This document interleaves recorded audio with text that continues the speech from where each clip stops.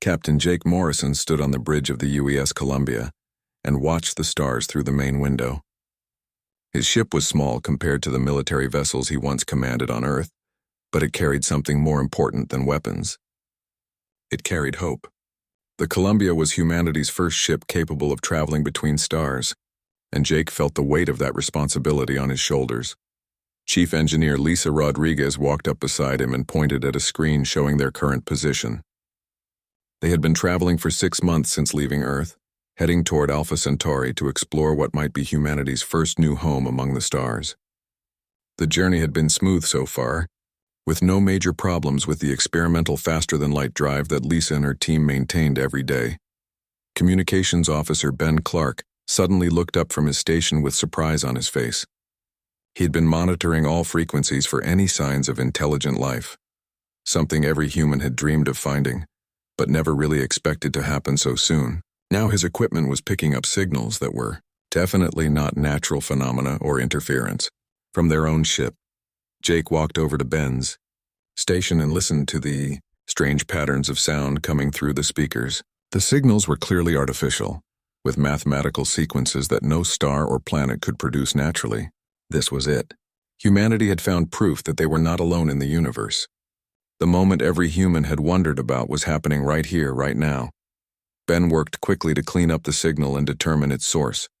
Within minutes, he had pinpointed the location of the transmissions. They were coming from a group of objects moving through space about 2 million kilometers away.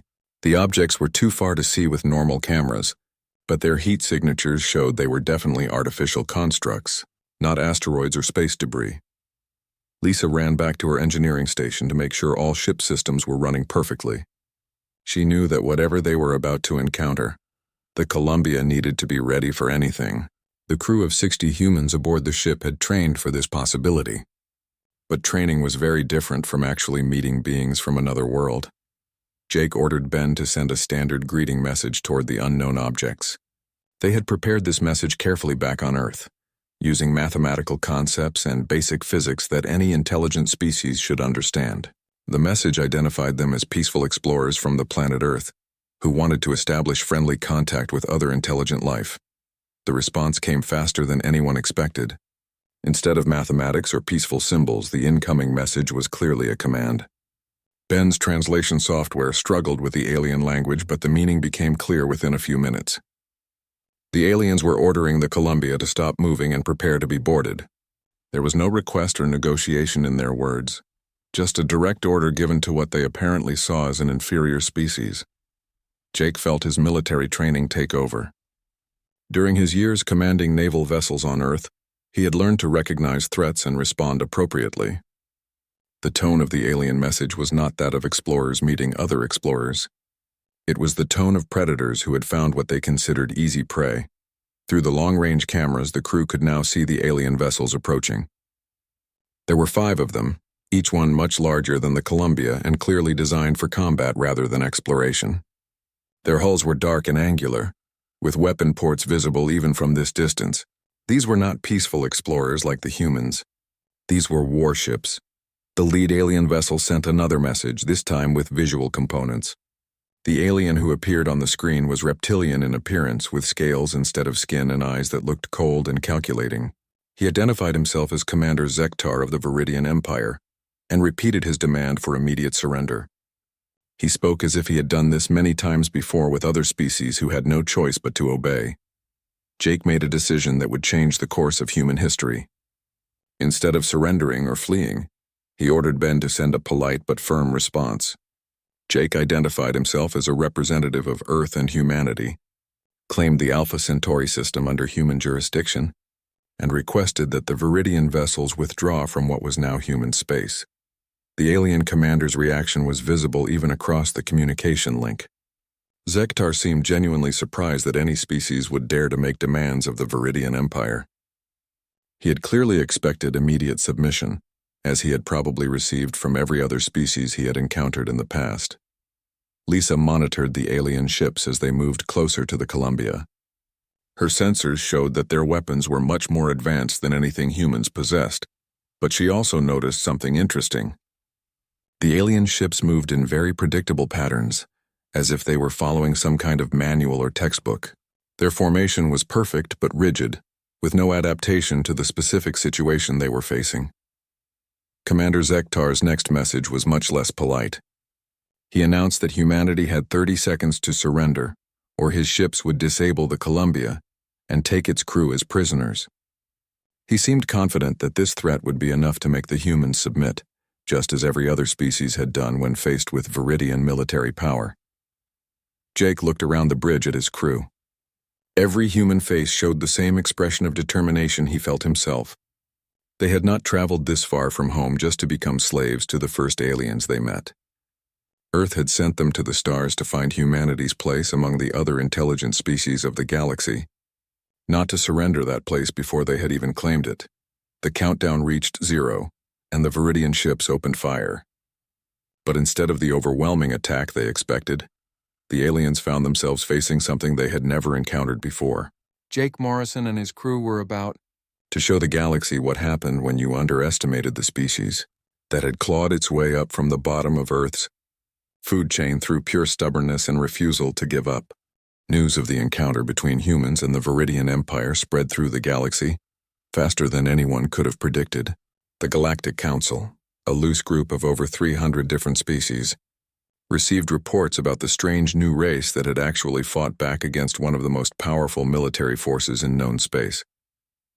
Dr. Elena Vasquez stood in her new laboratory on Earth, examining pieces of alien technology that Captain Morrison's crew had managed to recover during their brief but intense fight with the Viridians. As humanity's first xenobiologist, Elena had the unique job of trying to understand how alien minds worked by studying their tools and weapons. General Rick Carter walked into the laboratory carrying a folder full of reports from around the galaxy. Intelligence gathered by human deep space monitoring stations showed that every major species was talking about humanity's refusal to surrender. Most galactic civilizations had never seen anything like it before. Elena held up a piece of Viridian weapon technology and showed it to the general. The alien device was incredibly advanced, with power sources that humans barely understood, and materials that were stronger than anything Earth had ever produced. However, the design was also very specialized, built to do exactly one thing perfectly but unable to adapt to unexpected situations. General Carter nodded as he looked at Elena's analysis. Human technology was much more primitive, but it had one huge advantage that alien technology seemed to lack. Human devices were built to be fixed, modified, and used in ways their original designers never intended. Every human tool could become a weapon, and every human weapon could be turned into a tool. Meanwhile, Ambassador Susan Blake was trying to establish communication with other galactic species through the primitive communication networks that humans had managed to access. Most aliens seemed confused by humanity's desire to talk rather than simply submit to whatever species claimed to be in charge of their region of space. The insectoid Kith collective sent a message expressing interest in humanity, but their interest was clearly in humans as potential warrior slaves rather than as equals. The ethereal Zephyrians responded with what appeared to be sympathy, suggesting that humanity was too violent and primitive to survive long in civilized galactic society. Susan found these responses frustrating, but also revealing. It seemed that most galactic species fell into two categories. They were either predators who dominated others through force, or prey who submitted to whoever was strongest in their region. The concept of equals working together as partners was apparently foreign to most alien civilizations. Back in the Alpha Centauri system, the Viridian Empire was not taking their defeat well. War Marshal Thexvar, a career military officer who had conquered dozens of species over his long lifetime, was assembling the largest fleet he had ever commanded.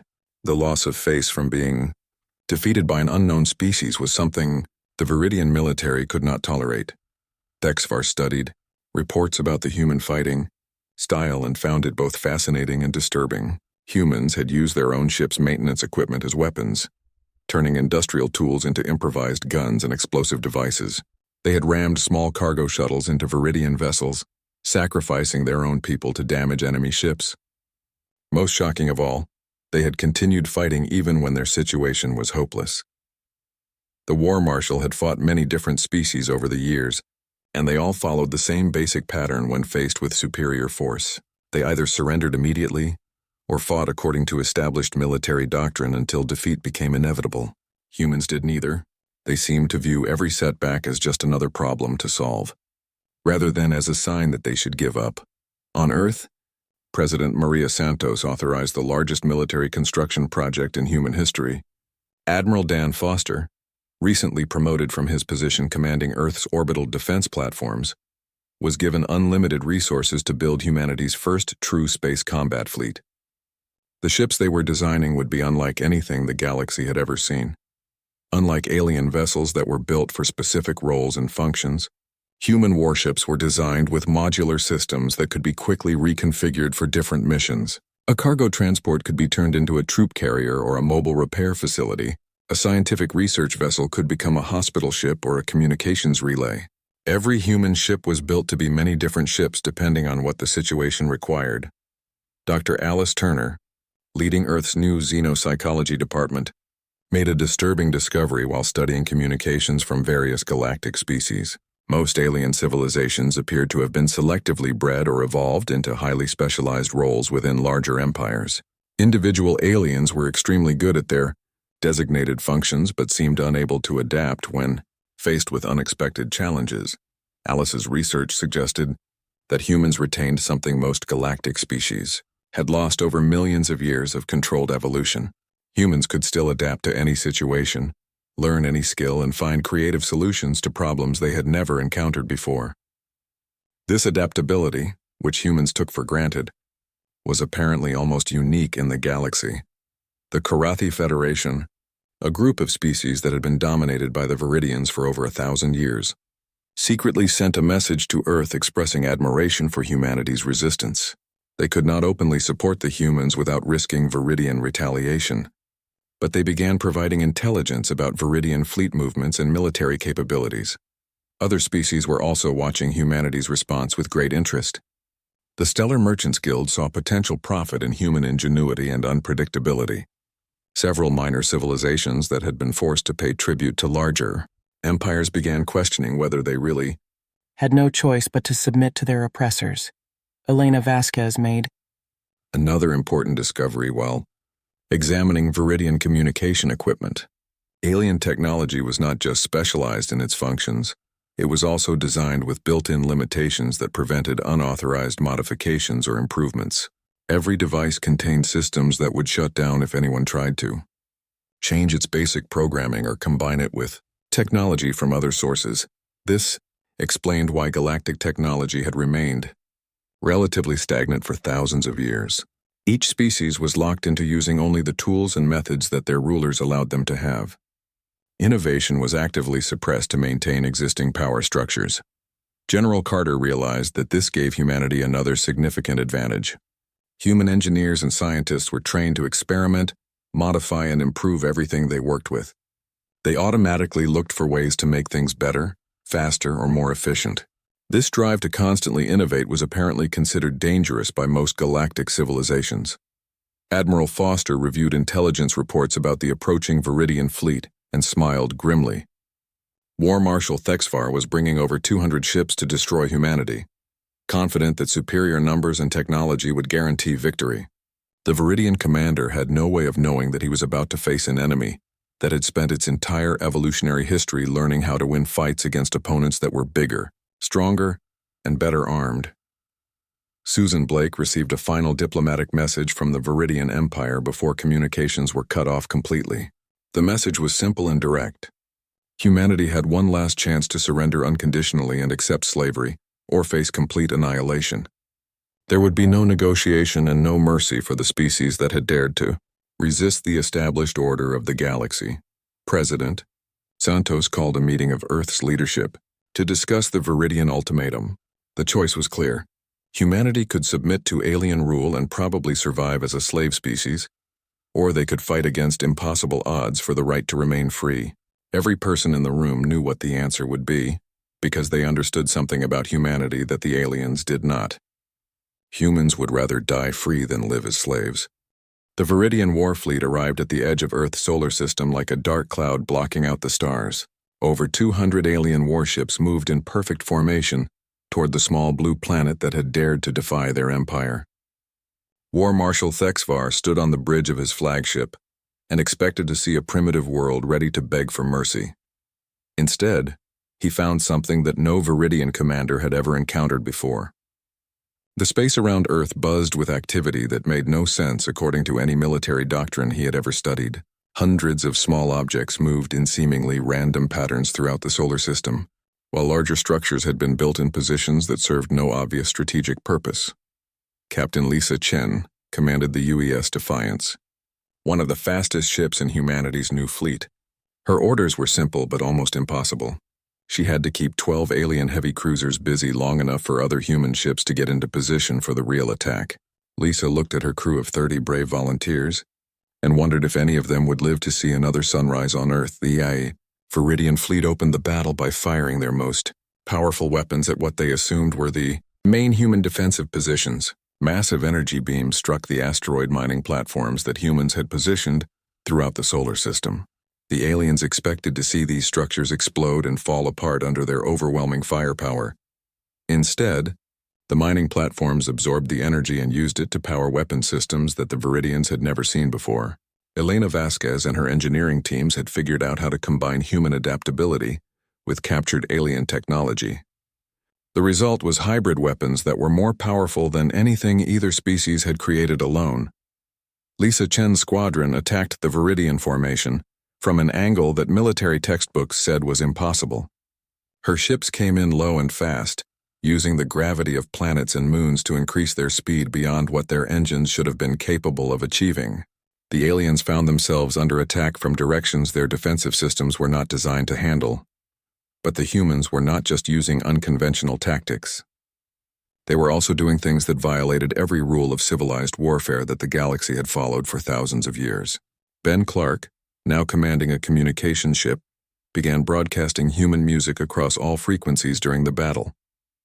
Heavy metal and rock music blasted through space while human pilots screamed battle cries that made the aliens' blood run cold. Colonel Pete Jackson led boarding parties that attacked damaged Viridian ships, but instead of trying to capture them intact for study, his Marines planted explosives throughout the alien vessels before withdrawing. The Viridians watched in horror as humans deliberately destroyed valuable technology rather than allow their enemies to reclaim. Yet engineer Kyle Murphy had worked day and night to create the hybrid technology that was now giving humans their first real advantage in the battle. By combining alien power sources with human engineering principles, he had built weapon systems that could be modified and improved during combat. Human ships became more dangerous as the battle continued, adapting to alien tactics in real time. The Viridians had expected their superior numbers and technology to end the fight quickly. Instead, they found themselves facing an enemy that seemed to get stronger and more unpredictable with every passing hour. Human pilots used cargo haulers loaded with explosives as massive missiles, ramming them into alien formations at tremendous speed. War Marshal Thexvar tried to understand what he was seeing, but human tactics made no sense according to any military theory he had ever learned. The humans were using industrial equipment as weapons, turning their own damaged ships into bombs, and continuing to fight even when their vessels were crippled and should have surrendered. Admiral Dan Foster coordinated the human defense from his command ship deep within the asteroid belt. He had spent months studying reports about alien military doctrine, and he understood that the Viridians expected their enemies to fight according to established rules. Humans were not going to follow any rules except their own. Lisa Chen's ship took heavy damage during a close encounter with a Viridian battleship, but instead of withdrawing for repairs, she ordered her crew to ram the larger vessel. The Defiance struck the alien ship at full speed, its reinforced hull tearing through the enemy's armor like paper. Both ships were destroyed in the collision, but Lisa had eliminated a vessel 10 times more powerful than her own. The battle raged throughout the solar system as human ships engaged the Viridian fleet in dozens of separate fights. Every engagement followed the same pattern. The aliens would attack using their standard tactics, expecting quick victory, only to find themselves facing opponents who refused to follow the same rules. Colonel Jackson's Marines developed new boarding techniques during the battle, using small shuttles and emergency pods to approach alien ships from unexpected angles.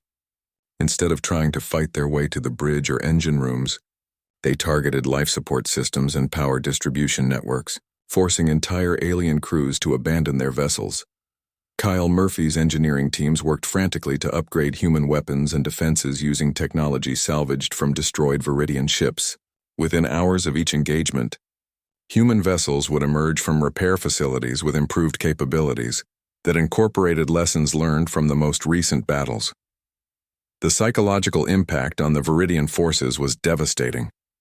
They had spent centuries conquering species that fought in predictable ways, using established tactics that could be countered with standard responses. Humans fought like wild animals that had learned to use advanced technology, combining savage determination with sophisticated engineering. Rick Carter coordinated ground-based defenses that turned Earth itself into a weapon. Hidden missile batteries built into mountains and ocean floors launched attacks that caught the Viridian fleet completely by surprise. Even worse, many of these weapons were disguised as civilian installations, making it impossible for the aliens to distinguish between military and non-military targets. The Viridians began making tactical mistakes as their confidence crumbled. Ships that had operated in perfect formation for decades started spreading out to avoid human ramming attacks. Commanders who had never questioned their battle plans began second-guessing every decision. The rigid military structure that had made them so effective against other species became a weakness when facing an enemy that ignored all conventional tactics. Captain Roy Mitchell led deep space reconnaissance missions that provided Admiral Foster with crucial intelligence about Viridian fleet movements. His pilots used small, fast ships to observe alien positions and then transmitted the information using communication methods that the Viridians could not intercept or decode.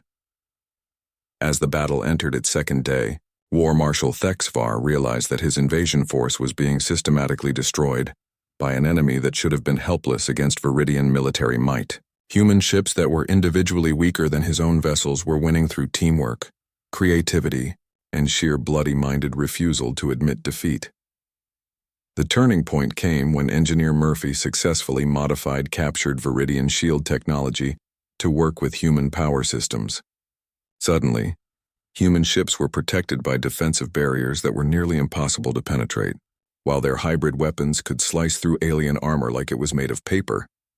Admiral Foster ordered a general counterattack that caught the remaining Viridian forces completely unprepared. Human ships emerged from hiding places throughout the solar system and struck the alien fleet from every direction at once. The coordinated assault was devastating, but it was the psychological impact that broke Viridian morale completely. War Marshal Thexvar watched his mighty fleet fall apart as human tactics destroyed everything he had believed about warfare. These primitive aliens had not just defeated his forces through superior technology or greater numbers. They had won by refusing to accept that defeat was even possible, turning their entire solar system into a weapon and fighting with an intensity that no civilized species could match. The news of humanity's victory over the Viridian Empire sent shockwaves through every corner of the galaxy. Species that had been dominated by stronger civilizations for thousands of years suddenly realized that resistance was possible. The impossible had happened, and a primitive race had defeated one of the most powerful military forces in known space. Dr. Alice Turner worked around the clock to analyze communication intercepts from across the galaxy.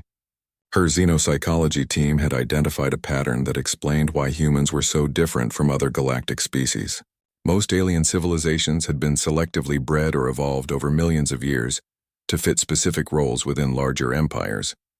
They were specialists who excelled at their designated functions, but could not adapt when circumstances changed. Humans had retained something that most galactic species had lost. They could still learn new skills, adapt to unexpected situations, and find creative solutions to problems they had never encountered before. This evolutionary adaptability, combined with their refusal to accept defeat, made them uniquely dangerous to the established order of the galaxy. The Karathi Federation, which had been secretly providing intelligence to humanity during the war, now began openly questioning Viridian authority in their home systems. Rebellions broke out on dozens of worlds as species that had accepted slavery for generations suddenly saw a path to freedom. The human example had given them hope that resistance could succeed. Captain Linda Hayes commanded a deep space patrol vessel that intercepted communications between the Viridian Empire and their allies. The aliens were desperate to understand how humans had achieved the impossible, and they were requesting military assistance from every major power in the galaxy. The Keth Collective, a vast insectoid empire, had agreed to help crush humanity before their example could inspire more rebellions. General Rick Carter studied intelligence reports about the Keth military and realized that humanity was facing an even greater threat than the Viridian Empire. The insectoid species operated as a hive mind, with millions of individual soldiers controlled by a small number of queen commanders. Their fleets numbered in the thousands, and they had never been defeated in direct combat. However, Alice Turner's research had identified a critical weakness in the Keth military structure. Their hive coordination system depended on quantum communication networks that allowed instant communication across vast distances. If these networks could be disrupted, the individual Keth soldiers would lose their ability to coordinate and become helpless. Engineer Kyle Murphy began working on a plan to exploit this weakness, but he needed access to Keth communication technology to develop the proper countermeasures. Captain Roy Mitchell volunteered to lead a dangerous reconnaissance mission into Keth-controlled space to gather the necessary intelligence and equipment. Meanwhile, the Stellar Merchants Guild had recognized the profit potential in human ingenuity and began secretly trading with Earth. They provided advanced materials and manufacturing equipment in exchange for human-designed hybrid technologies that combined the best features of multiple alien systems. These trades gave humanity access to resources. They needed to build a proper space-based industrial infrastructure. Ambassador Susan Blake received her first diplomatic contact from a major galactic power when the Zephyrian Collective sent an official message to Earth. The ethereal aliens expressed concern about humanity's violent nature but also acknowledged their impressive military achievements. They offered to serve as mediators between humanity and other galactic civilizations. Susan was suspicious of the Zephyrian offer, especially after Alice Turner's analysis suggested that the ethereal aliens were not as peaceful as they claimed to be. The Zephyrians appeared to be manipulators who maintained power by convincing other species that violence was primitive and uncivilized, while they used more subtle forms of control to dominate their subjects. The Viridian Empire's request for help from the Keth Collective had been approved, but the insectoid species demanded a high price for their assistance. They wanted territorial concessions that would give them control over several star systems previously claimed by the Viridians. The reptilian species had no choice but to accept these demands, as their own military forces were in shambles after their defeat at Earth. Elena Vasquez made a breakthrough in her analysis of alien technology that could give humanity a decisive advantage in the coming war. She discovered that most galactic species used standardized technology with built-in limitations designed to prevent unauthorized modifications. However, these same limitations made their systems vulnerable to specific types of interference. Kyle Murphy used Elena's research to develop virus programs that could be inserted into alien computer networks through captured communication equipment. These programs would not destroy alien systems, but they would cause them to malfunction at critical moments during combat. The plan was risky, but it offered the possibility of defeating vastly superior numbers through technological sabotage. Lieutenant Colonel Nina Walsh was chosen to lead the infiltration mission that would plant these virus programs in Keth communication networks. Her special operations team had trained extensively with captured alien equipment, learning to operate Viridian and Keth systems well enough to pass as legitimate users during brief contact periods. The mission would require Nina's team to infiltrate a major Keth fleet concentration point and gain access to their primary communication hub. Once inside, they would have only minutes to upload the virus programs before enemy security systems detected their presence. The chances of survival were minimal, but the potential impact on the war could be decisive. Captain Jake Morrison, who had started this entire conflict with his refusal to surrender at Alpha Centauri, now commanded a battle group responsible for protecting Earth's outer defensive perimeter. His ships patrolled the space between Mars and Jupiter, watching for signs of the approaching Keth invasion fleet. Intelligence reports indicated that the Insectoid Empire was massing the largest military force in galactic history. Over 1,500 warships from dozens of different Keth subspecies were gathering in the Proxima Centauri system, preparing for an assault that would overwhelm Earth's defenses through sheer numbers. Admiral Dan Foster knew that humanity could not win a direct confrontation with such overwhelming force. The hybrid technology that had given them an advantage against the Viridians would not be enough against an enemy that could simply absorb losses that would destroy any other civilization. They needed to find a way to turn the Keth's greatest strength into a critical weakness. The plan that emerged from multiple strategy sessions was audacious even by human standards. Instead of trying to defend Earth from the approaching invasion, they would launch a preemptive strike designed to cripple Keth coordination abilities at the moment of maximum vulnerability. Nina Walsh's infiltration team would plant the virus programs, while the main human fleet would attack during the resulting chaos. Dr. Alice Turner warned that the psychological impact of this strategy could be devastating for the Keth forces. A hive mind species that suddenly lost its coordination abilities would experience something similar to what humans would call a nervous breakdown. Individual soldiers who had never made independent decisions would be paralyzed by confusion and fear. However, the plan also carried enormous risks. If the infiltration failed or the virus programs were detected too early, humanity would face the full force of the Keth invasion without their technological advantage. Even worse, other galactic powers were watching the conflict carefully, and a human defeat could convince them that resistance to the established order was futile.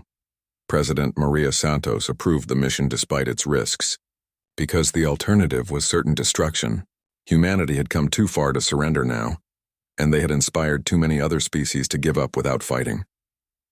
The battle for Earth's survival was about to become a war for the future of the entire galaxy. Commander Jack Rivera began final preparations for what could be humanity's last battle. His ships would serve as the spearhead of the attack, striking at Keth command vessels while their coordination networks were compromised. Every human pilot understood that they were fighting not just for Earth, but for the principle that no species should be forced to bow down to another.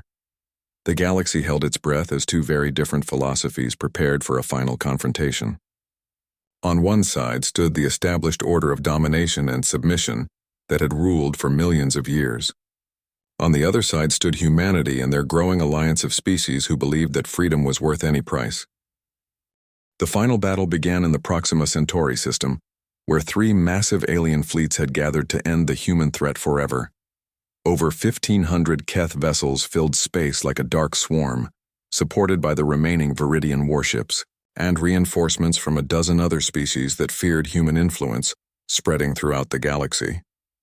Admiral Dan Foster looked at his fleet of fewer than 200 ships and knew that conventional tactics would result in humanity's complete destruction within hours. However, humans had never relied on conventional tactics, and this battle would be decided by courage, creativity, and perfect timing rather than superior firepower. Lieutenant Colonel Nina Walsh and her infiltration team had successfully penetrated the Keth communication network 3 days earlier.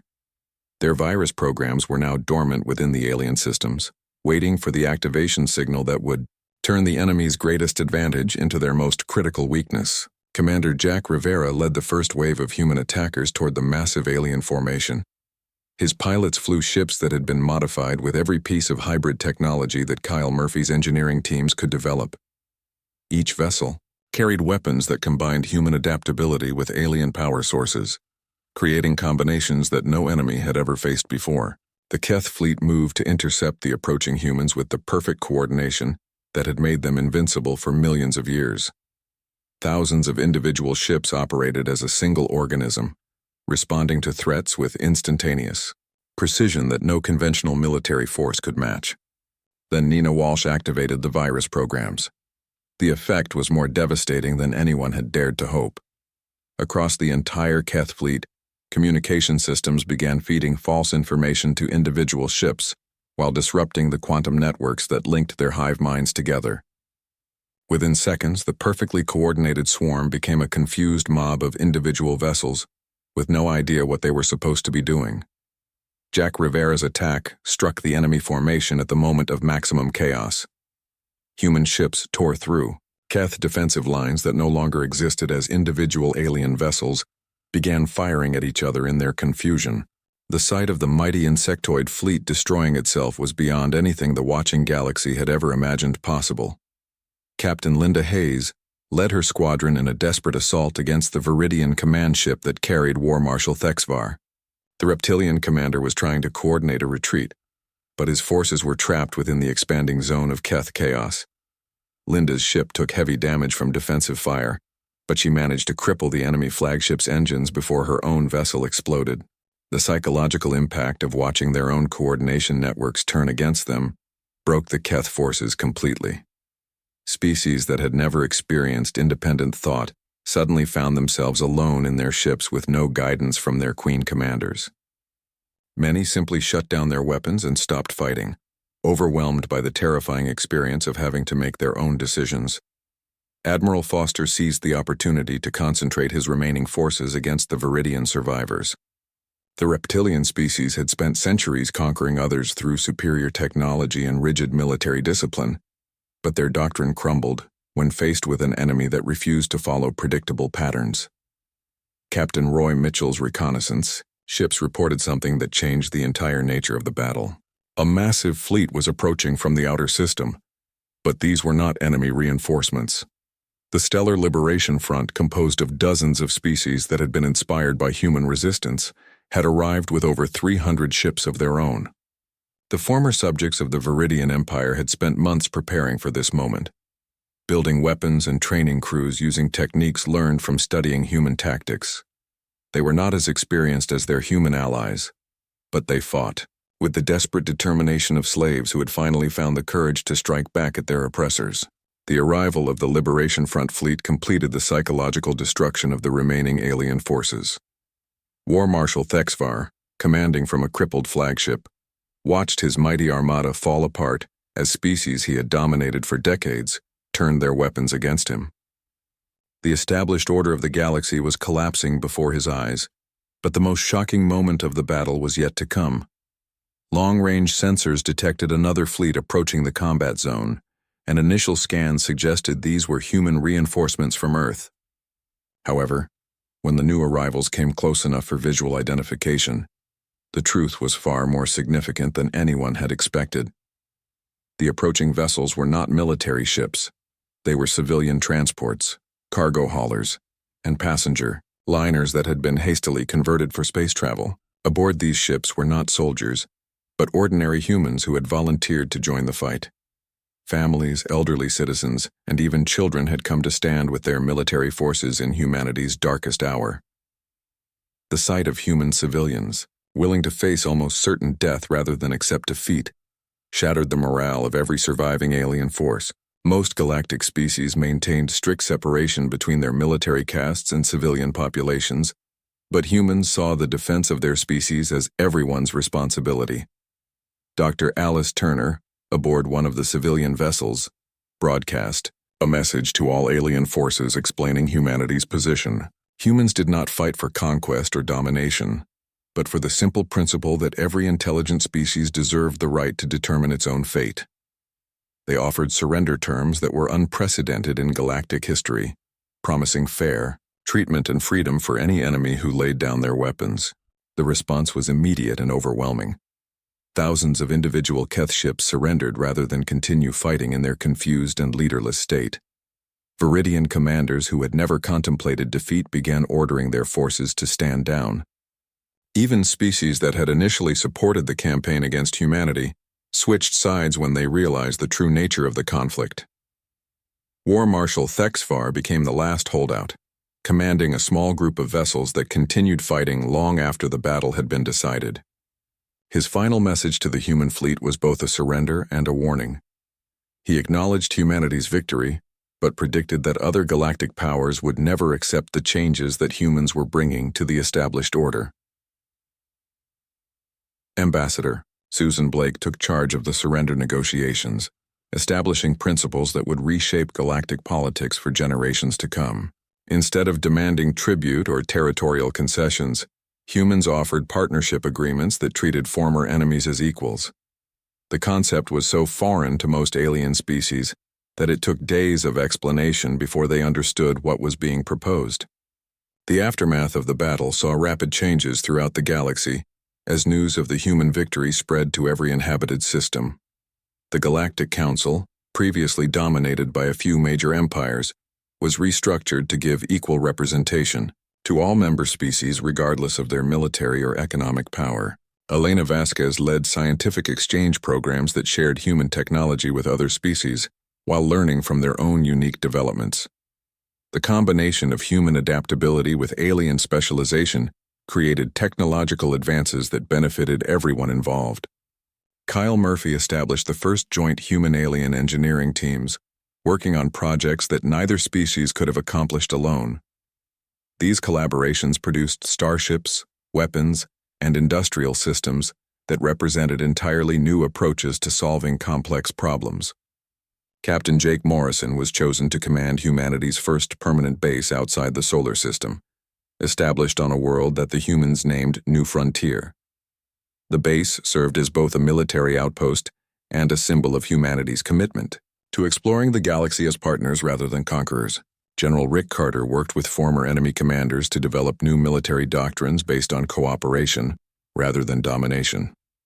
The rigid hierarchies that had characterized galactic warfare for millions of years were replaced by flexible command structures that emphasized initiative and creativity. The most significant change was psychological rather than political. Species throughout the galaxy began to question the assumptions that had governed their civilizations for countless generations. The human example proved that resistance to oppression was possible, and that cooperation between different species could achieve more than domination ever could. Admiral Foster established the Galactic Defense Alliance, a voluntary organization dedicated to protecting smaller species from aggressive empires. The alliance operated on principles that would have been considered impossible before humanity's arrival, with member species contributing according to their abilities rather than being forced to serve the interests of stronger powers. As human colonies spread throughout the galaxy, they carried with them the revolutionary idea that every intelligent species deserved freedom and respect. The galaxy watched with a mixture of hope and apprehension as humanity began exploring beyond the galactic rim, heading toward unknown regions that even the ancient star-spanning empires had feared to investigate.